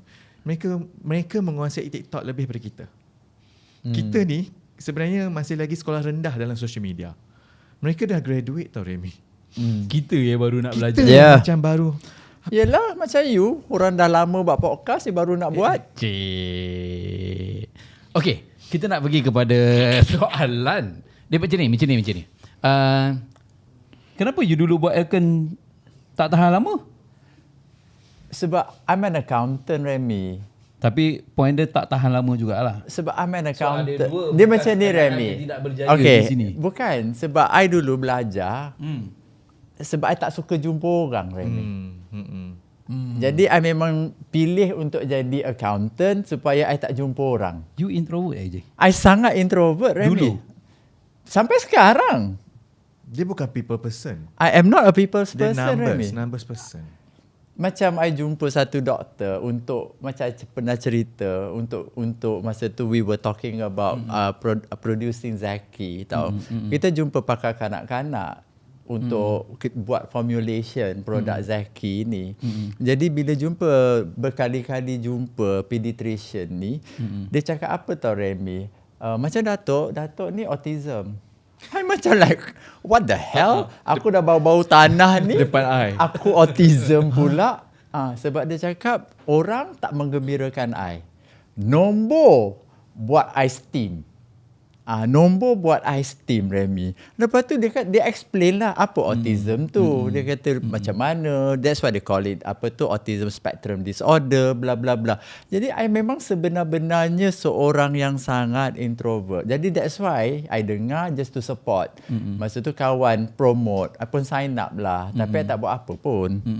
Sebab I memang tak ada kepandaian untuk closing. Faham. Tapi kan biasanya kalau kita cakap soal bisnes ataupun orang yang berjaya ni kan, orang akan selalu cakap yang kau boleh lah. You boleh lah Syed. You pandai cakap. Kan? Ya. You bagi je, you boleh cakap. Dengan spontan you boleh cakap kan. Ini pada I benda-benda yang I rasa kita pun lalu juga dengan apa yang orang sampaikan benda tu. I rasa you biasa je dengan benda. Betul. Tu kan. So contohnya kan, bila you ajak orang join business you, orang cakap Syed, aku cakap tak pandai lah Syed. Kan? Kau boleh lah Syed. Betul. Biasanya dengan orang-orang macam ni, bila you nak uplift dia yang you pun boleh buat. You pun boleh berjaya. Sebab hakikatnya Syed, semua orang suka duit Syed. Tak ada orang tak suka duit. Betul. So biasanya bila you berjumpa, apa pandangan you? Mungkin orang yang sedang tengok podcast kita ni kan, apa pandangan you terhadap orang-orang yang dia rasa dia introvert kan? Dia tak pandai cakap dengan orang, nak belajar benda baru pun dia rasa dia 50-50. Yep. Kan? Di saat sekarang, ekonomi sekarang kan, ada je orang yang sebenarnya sedang berkira-kira untuk ubah hidup dia. Cuma dia tak sure. Join ni, company ni scam ke? Tengok orang ni pun macam scam. So Syed kan, kepada orang yang sedang 50-50, apa yang mungkin you boleh cakap Syed? Bagi nasihat sikit. Pandai bercakap adalah bonus je. Bonus yang sikit. I nak cerita dengan you masa I masuk bisnes lama tu, yang income RM100,000 tu duduk atas pentas, tak pandai cakap langsung tau. Siapa you? Tak, orang lain. Masa I masuk, orang tu I masuk kan, I cakap, tak pandai cakap lah dia ni, tak sedap lah dia cakap. Tapi income dia RM100,000 tau Remy. So I cakap, so business bukan tentang pandai cakap, business tentang pandai buat. Beza. Pandai cakap Pandai versus buat. pandai buat. Pandai buat. I jumpa ramai pandai cakap. Last kali bila dia terlalu pandai cakap, last kali tak dapat jual apa-apa, tak dapat closing apa-apa, network pun tak besar sebab banyak cakap mengarut. Lain. Sebab orang pandai bercakap ni, dia ada kelemahan dia. Dia tercakap lebih. Sepatutnya cakap A je. Ni dah masuk BC dah. You faham tak? Because of pandai cakap, ada juga kelemahan dia. Yang tak pandai cakap ni bagus tau, sebab dia hanya cakap benda yang perlu saja. Kan saya ni bukanlah banyak sangat bercakap. Bagus. Orang yang tak banyak bercakap, you bercakap perlu. So bila you bercakap perlu, so orang nampak benda tu important dan orang akan lebih terpengaruh. I cakap terus terang kalau you masuk dalam business I, even dalam Asasia, you akan berjumpa leader-leader I, top 5 leader-leader I sebenarnya. Kalau jumpa ni jumpa I even sampai sekarang tau, dia ni income dia 50-60 ribu sebulan. Dia jumpa I tunduk tau. Itulah CS. Okay. Okay lah. Aku kata macam ni ke kau bercakap tapi kau 60 ribu tau sebulan. Serius saya cakap dengan you, dia tak pandai cakap.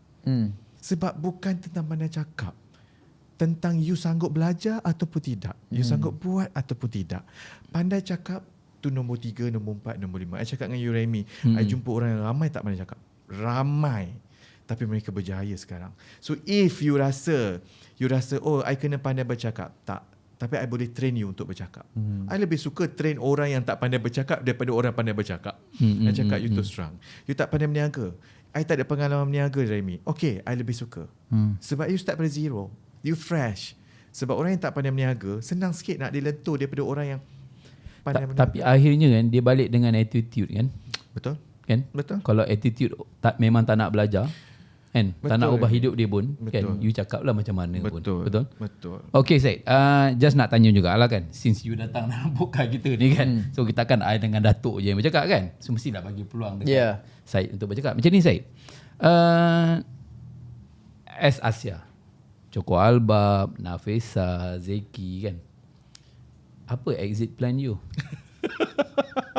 Tak maksud Dia kan, tanya I exit plan tau. Sebab di episod 1 kita membincangkan tentang masalah founder ni adalah dia tak tahu bila button nak exit dia. Kan? So then dia akan buat Remy, buat kan. I dilahirkan untuk, I selalu cakap I kena bagi impact pada hidup orang. Selagi I ada nyawa, I akan bagi impact dalam hidup orang. I suka tengok orang senang. I suka tengok ada duit. I tak tahu Remy, I boleh stop ke tak boleh ni Remy. Kalau you tanya pasal exit plan, I rasa hidup I akan bosan ke macam mana ke. Tetapi I selalu cakap dengan diri I, hidup I kena bagi impact. Remy, I tak ada anak Remy, I belum berkahwin. I anak tunggal Remy. You faham? Maksudnya I tak ada keturunan untuk diberi sebenarnya tentang harta kekayaan. Belum lagi. Belum lagi. For now kan. So 40 pun still hot Remy. Banyak je calon tetapi sebenarnya. bila kita dekat sana nanti, Allah akan tanya apa kau buat atas dunia. Betul? Allah akan tanya apa kebaikan kau buat atas dunia sebenarnya. So saya melihat platform dalam Asia ini adalah sebagai satu saham saya dekat sana. Kalau orang cakap pasal exit plan, yes, as a founder, memang orang akan cakap apa exit plan you, apa exit plan you. Tetapi I tidak boleh berhenti macam juga Steve Jobs tidak berhenti untuk melahirkan banyak lagi produk untuk menggembirakan ramai orang. I tidak boleh berhenti macam mana Elon Musk berhenti. Tidak berhenti, betul tak? Elon Musk masih lagi because of yang ada dalam hati adalah tentang passion sebenarnya. You tak puas hati. Bukan. Dia tak puas hati dengan jawapan tu. Dia nak korek tau. Tak Syed. Seriously kan. Pasal kita ni pun banyak jumpa orang selalu. Betul. Kan? Betul. Kita boleh rasa tau Syed, sama ada orang ni sincere atau tak. Oh. Sekarang you rasa sincere ke tak? Ni I cakap dengan Syed because of I rasa that passion. I rasa you tak main-main. Because of ada orang yang dia akan cakap kan, aku by 50 aku akan stop. Or sampai satu masa ni aku akan stop. So which is you cakap and selagi you ada nyawa, you akan bagi something untuk impact life orang. So which is good lah kan. Dan this kind of value bukan semua orang ada. So I harap you boleh terus menyumbang kepada ramai orang dekat luar sana. Because Syed ada something yang mungkin kita ada yang orang tak ada. Why? Bukan semua orang Syed yang betul-betul sungguh-sungguh nak bantu ubah hidup orang. Bukan semua orang ada that value. So that's why kita masih dengar lagi, oh orang ni buat MLM sana, dia lompat MLM sini, dia lompat MLM sini. Tak. So harap kita dapat kekalkan that value lah. Because kesian tau orang kat luar sana macam Cik cakap tadi kan. Ini trauma you sebenarnya ni Remy. Tak. Because I menyaksikan benda ni dalam industri. I menyaksikan. Bukan hanya leader-leader MLM tau Syed. Kan? Even founder-founder pun Syed. Kau sekejap brand ni. Sekejap brand sana orang ni kan acik-acik ni ialah mengikut kan. So kita harap kita dapat kekalkan dan pegang. Kita embrace that value. Mission orang berbeza lah Remy. Mission orang sangat berbeza sebenarnya. Ada orang untuk memberi impact kepada dia, keluarga dia. Tetapi saya melihat benda ni sangat jauh. Takkanlah nak buat untuk diri sendiri. Kita pun banyak duit pun Remy. Kita boleh makan nasi sepinggan je. Kan? 2 kali sehari contoh. Kita bukan boleh kena makan nasi 10 pinggan walaupun kita dah kaya banyak. Beli handbag, beli kasut. Gembira tu datang 3 hari je Remy. Beli kereta. I cakap dengan you, I beli kereta. Gembira lah 3 bulan. Kegembiraan tu tidak seperti I tengok orang hidup dia berubah tau. I takkan dapat Remy kat luar. Satisfaction. I takkan dapat kepuasan I bila I boleh melihat. You tahu tak, agent I bawa mak ayah. Mak ayah datang jumpa I. Terima kasih. Terima kasih yang buat coklat Alba. Oh, I sebab. I tanya cakap dengan Datuk. Datuk, game ni different You dulu jaga founder tau. Sekarang I jaga acik-acik je ni yang nak buat 500. And dia orang ni bukan nak kaya tau Remy. Yang bukan nak kaya Remy. Dia orang nak hidup. Dia orang nak hidup Remy. Yes. Dia orang nak teruskan hidup. Mereka nak tidur dengan tenang Remy. Mereka tak nak ada hutang dalam hidup mereka. Mereka nak memberi something untuk ibu bapa. Mereka nak bagi yang terbaik. Mereka cuba menjadi ibu bapa yang terbaik. Mereka cuba untuk menjadi anak yang terbaik. Bukan dengan jadi kaya. You faham tak? Sebelum mak ayah mereka tutup mata, mereka nak jadi anak yang paling baik. Anak soleh. Oh, deep Remy. Nak jadi anak yang baik. Bukan sibuk nak jadi anak yang kaya. Bukan. Wow. Ingat mereka tak melihat ke muka mak ayah mereka setiap kali balik kampung. Ingat mereka tidak rasa bersalah ke? Kan dulu tidak pernah pulangkan ataupun hanya mengulurkan RM10, RM50. Kita rasa loser tau sebagai seorang anak. Kita balik kampung hudur RM50. Sedangkan kita dulu membesar, mak kita tak pernah culas memberi duit kepada kita. Betul. Ketika kita pergi sekolah. Tak pernah pun mak ayah kita cakap, hari ni mak tak bagi duit, mak tak ada duit. Tak ada. Kita tak pernah dengar mak kita dulu susah tetap bagi duit. So as a anak, I jumpa ramai orang tau Remy. Mereka bukan nak jadi kaya Remy. Mereka join multi level. It's not about kaya. You jangan cakap pasal mereka nak jadi kaya. Orang yang buat MLM ni nak jadi kaya. Tidak. Mereka nak meneruskan hidup. Orang tak tahu struggle hidup mereka. Nak beli ubat untuk mak ayah, anak mereka. Kan nak tuition. You jangan cerita pasal autism lagi terapi yang mereka kena bayar. Betul. Bukan murah sekarang. Bukan murah.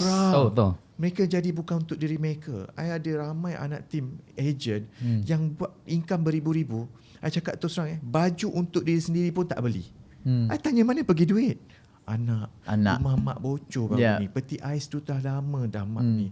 It's all about giving orang kepada orang sekeliling dia sebenarnya. Bila you ada rasa sense tu kan, adakah daripada you kecil ataupun semasa you membesar ada insiden yang menyebabkan you ada that feeling yang you rasa kan you suka giving something yang impact dalam life orang kan, ada tak insiden yang menyebabkan rasa tu dia spark, dia hit you dan dia berkekalan sampai sekarang? Ada tak insiden tu? Mesti banyak lah. Sebagai orang yang berkulit gelap, membesar di dalam golongan orang Melayu,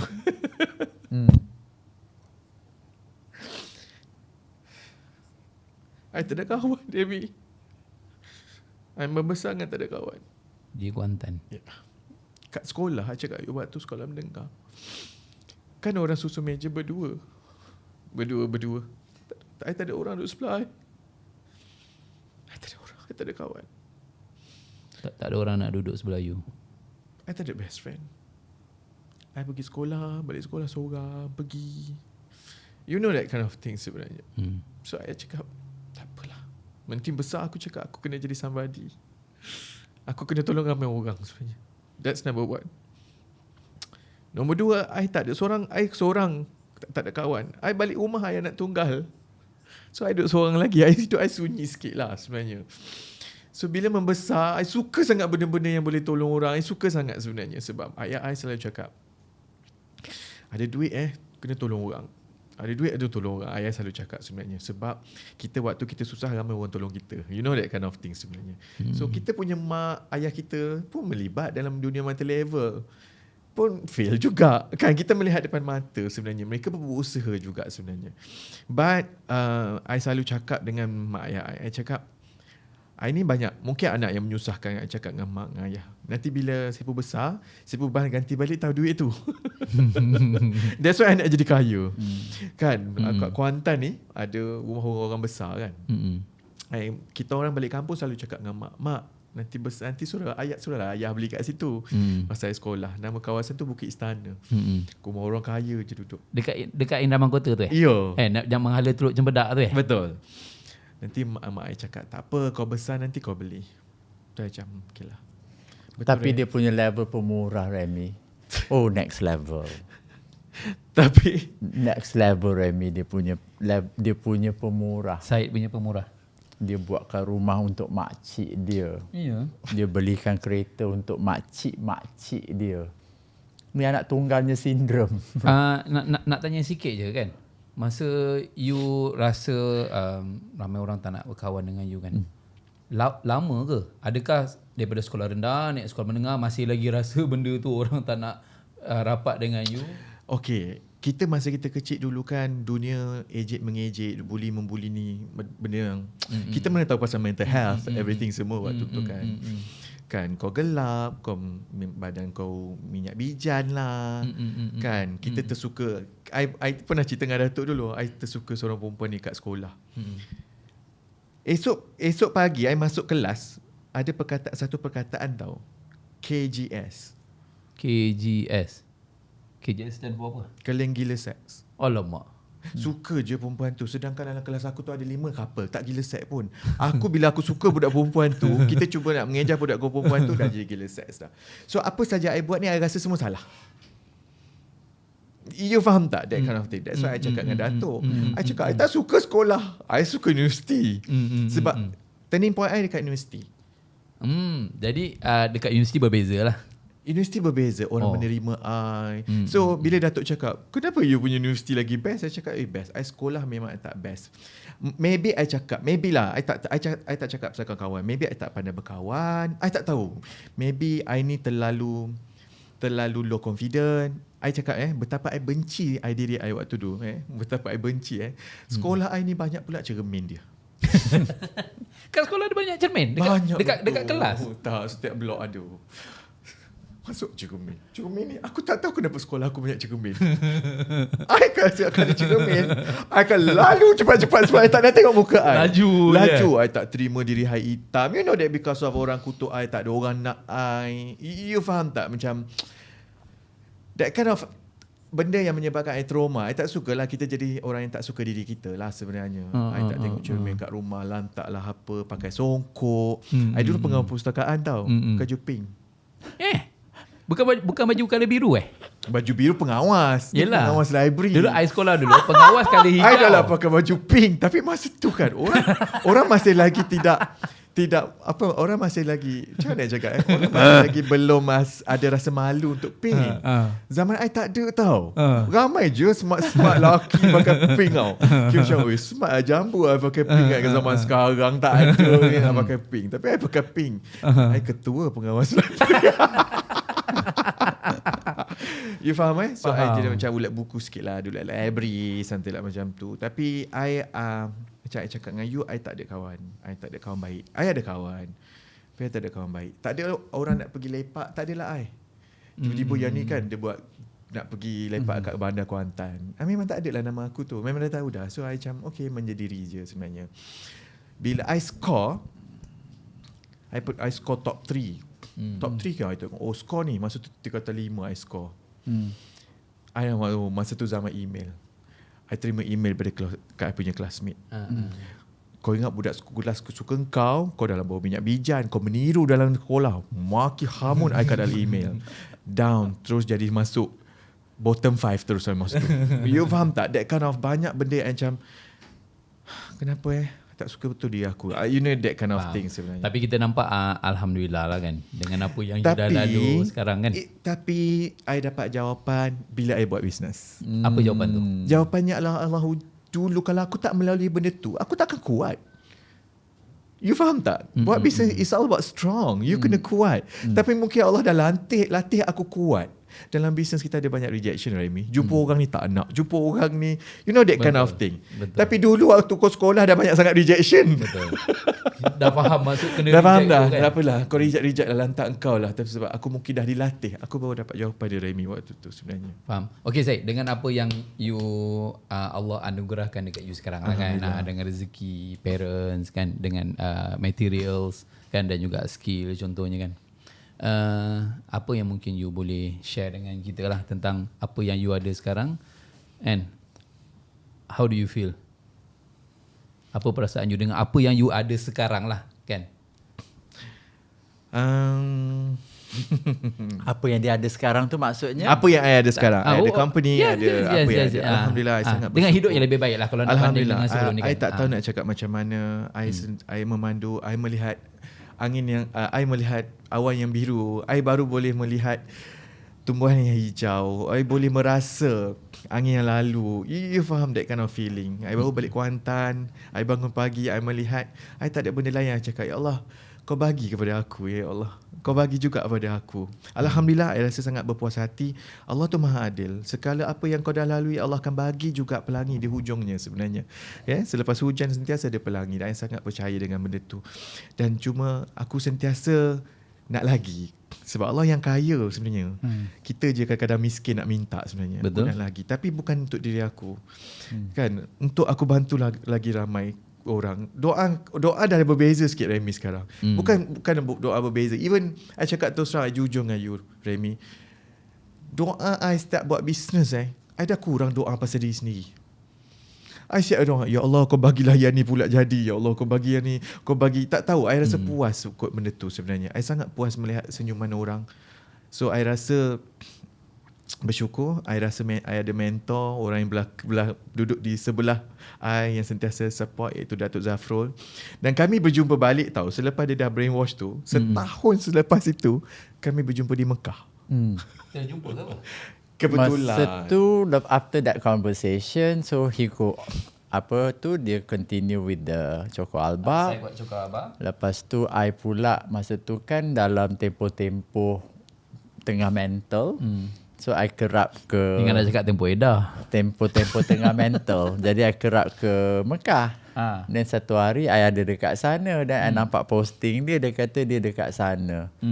Lepas tu kita orang berjumpa. Bila kita orang berjumpa, dia pun share tentang sale dia, tentang apa benda yang dia dah capai. You know, which is like I was so proud of him. You know, dan itulah. Ya, daripada situ baru kita kerap berjumpa. Setahun tak berjumpa.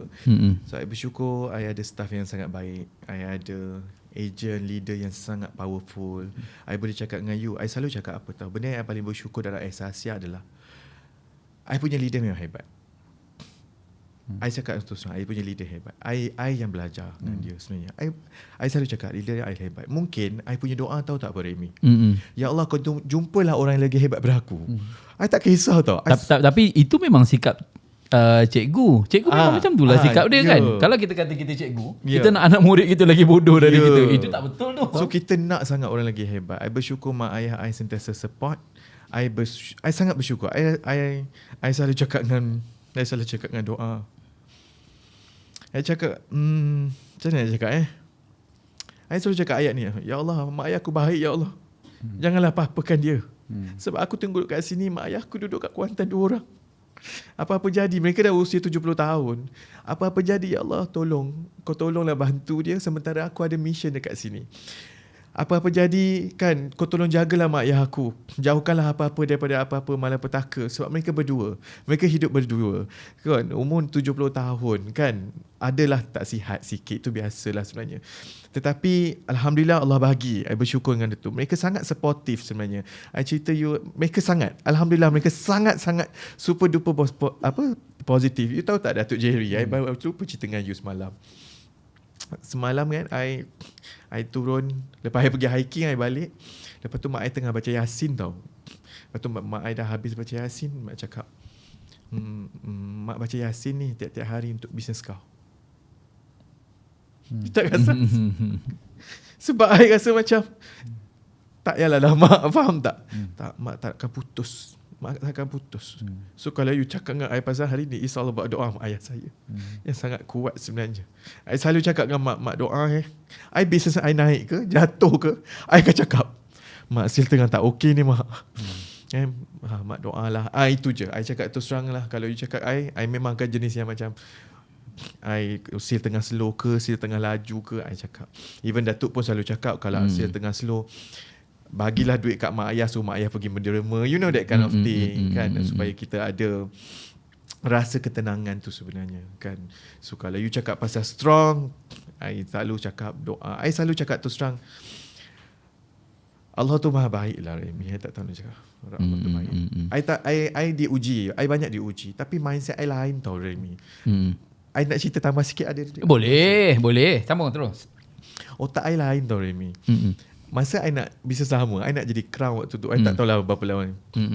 Balik kelas pukul 12 Remy. Kan, biasalah kelas. I pun pergi dekat ni, I nak pergi tumpang tidur rumah kawan. Pergi dekat Sungai Besi punya tu. Hotel apa dulu ada satu Petronas tu, Sungai Besi kat tol, sebelum masuk tol. Ada satu hotel. Berhenti tepi tu, isi minyak, lepas tu tunggu kawan. Datanglah segerombolan. Orang yang naik motor ni, mak-mak rempit ni. Segerombolan ni, I ingat dia datang lepak je. I tengah main iPad waktu tu. Pecah. Ambil helmet, dia pecahkan I punya cermin. Waktu yang dia pun ambil helmet, pecahkan cermin I. Dua-dua. Pukul 12 lebih macam tu. Satu ke macam tu. Lepas tu I terus tekan minyak lah. Masa tu buat mas? Buat mas. Okey, lepas tu? I tekan minyak. Bukan call mak ayah ke, call upline. Mengadu dekat upline. You tahu I cakap apa? Kak, ini ketanda-tanda saya nak berjaya, Kak. Kau kenapa pukul 12 kau call aku? Kak, ini ketanda-tanda saya nak berjaya. Kenapa? Cermin kereta saya kena pecah, Kak. Aku macam, kenapa kau terlalu positif? Syed, kau okey ke? Adalah darah sikit-sikit, tapi Kak, cuba cakap dengan saya sekarang. Adakah ini tanda-tanda saya nak berjaya tak lama lagi ni, Kak? Macam tu otak aku tahu Remy waktu tu. Apa? I punya positif kan. Memang otak I memang dah diprogram. Cabaran je. I cakap, ni tak nak 10 orang nak. You faham tak? How I set I punya otak waktu tu, even sampai sekarang. So that kind of mentality sebenarnya I dididik daripada awal. So I berjumpa dengan orang yang betul lah. I selalu cakap, hidup I selalu berjumpa. Betul, ada jumpa orang salah, tapi I selalu cakap, I berjumpa dengan orang yang betul. So Alhamdulillah, I sangat bersyukur, I sangat happy. I tak minta banyak, I minta supaya lebih ramai orang keluar daripada hutang sebenarnya. Tekanan hidup. I nak sangat mereka hidup dengan tenang sebenarnya. I nak sangat orang kita berniaga, sampai mereka rasa bangga dengan diri mereka. I nak sangat buktikan yang you, walaupun you kata dengan I, you tak pandai berniaga, I akan make sure you akan pandai berniaga sampai you diraikan di atas pentas nanti, insyaAllah. Tu Remy, I pun dah pandai dah Remy buat MLM sekarang. I dah pandai bentang marketing plan dah jadi sekarang. upline. I nak sibuk nak jadi upline. I nak jadi upline diri I sendiri.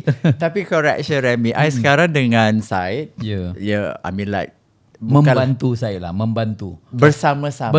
Dia kalau bantu ni setakat bantu, tetapi bila I rasa misi tu makin best dengan mission yang apa yang kita nak capai, dengan apa yang dia nak capai, sebenarnya dia dah bukan lagi I macam episod dulu I dah bukanlah nak orang kata sifu ke mentor ke. Tapi you memang sifu. Kan? Dia Betul. memang sifu kan? Betul. Dato' memang sifu kan? Tak, dia macam gini Remy. Awal-awal dulu masa I selalu jumpa dengan Yeah, Syed, yeah. you know, masuk office dia tengok apa yang nak dibetulkan, you know. Lepas tu kalau I ajar untuk suruh dia buat, mungkin lambat. Jadi itu sebab Mungkin lambat dan mungkin tak terbuat. mungkin tak terbuat dan mungkin juga awal-awalnya tak faham, you know. Betul. Jadi dah hampir 2 tahun I sing lengan I betulkan semua sebab I dah memang suka bekerja. Sebab macam episod yang pertama I kata dulu 13 tahun I cuma tengok ajar. Tapi sekarang I ada platform yang mana I sendiri sama-sama setiap hari Yeah. meeting Yeah. dan betulkan perspektif staff bagi diorang mahir dan juga you know especially macam dengan Syed sendiri macam mana dia nak tengok numbers di dalam bisnes supaya dia boleh buat keputusan lebih tepat. Jadi dia bukan lagi dah pasal aku nak ajar, jadi sekarang ni kita sama-sama buat. Kita sama-sama buat dan kita sama-sama achieve new numbers.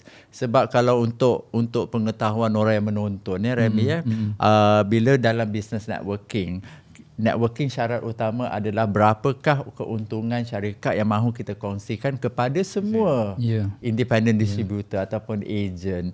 Dan yang paling best ya Remy, pada peringkat awal bila I bertemu dengan Syed, I kata you are paying the highest bonus in the market tau. You know what I mean Remy? Payout tu banyak. Payout dia banyak gila Remy. I kata berapa sen yang tinggal dekat you?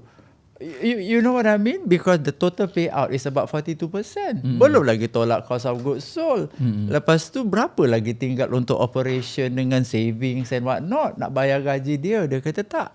I am okay with this. Because I wanted to share this much untuk orang yang berniaga di atas platform Asasia. Apa sahaja balance, kita manage.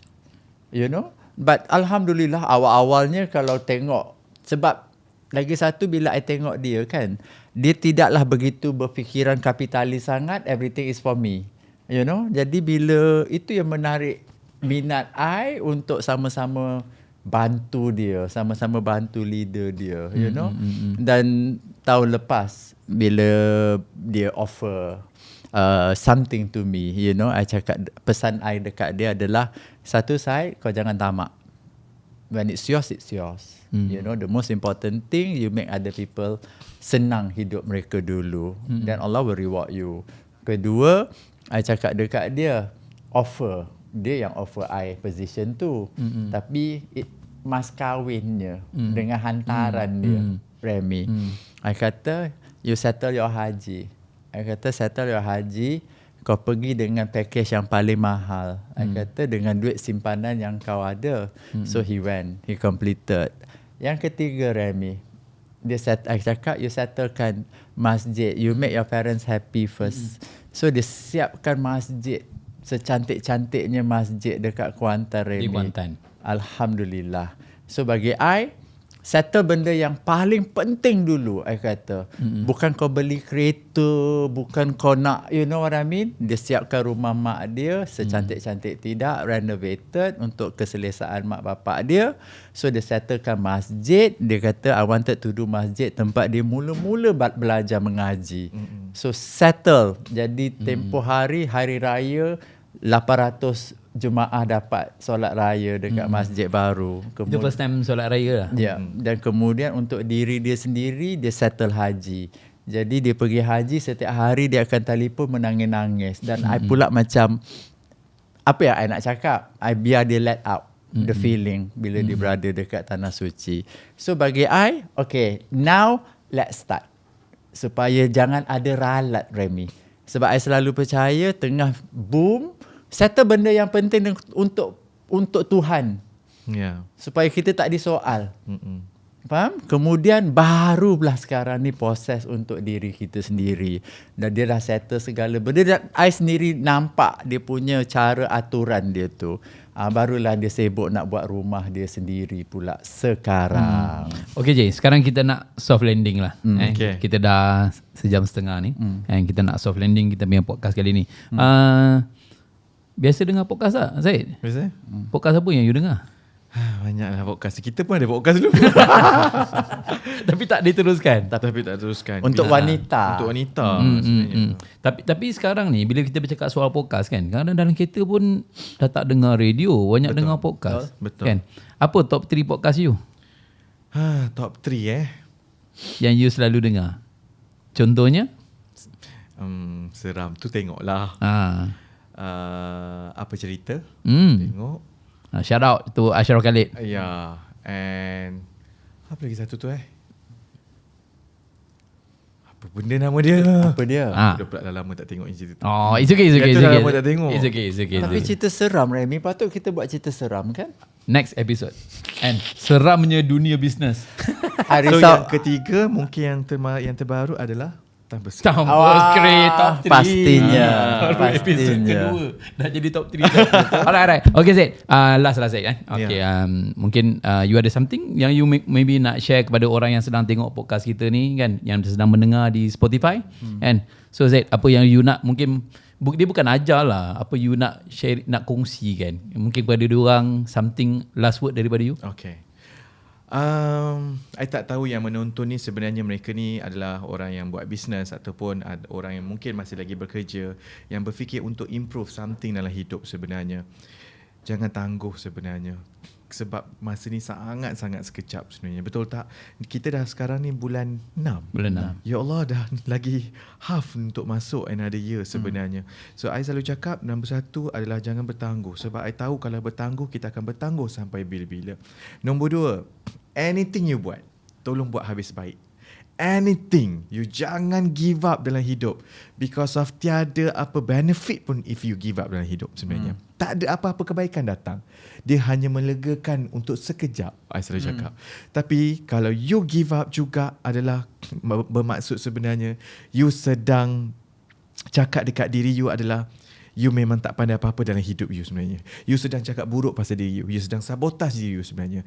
Tapi kalau you tengah diuji dalam perniagaan sekarang, I cakap dengan you, itu adalah fasa untuk you naik lebih tinggi. You tahu bola, kalau kita lambung bola, dia akan makin jatuh, makin kuat jatuh, semakin tinggi naik. Sebab tu kan saya dulu ada mentor Cina tau. Dia kata apa? Mentor Cina I pelik tau. Business lama I. Kan? Cina dia cakap apa tau? Aku ni dah lah baru jadi crown kan, pangkat crown. You tahu tak dia cakap apa I jadi crown?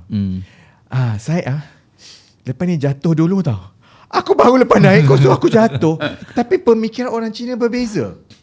Sebab jatuh adalah sebenarnya menyebabkan you akan melonjak lebih tinggi. Orang Cina selalu cakap apa tau? Orang Cina cakap, wah itu kalau you makin dalam jatuh, orang Cina akan pergi salam dia.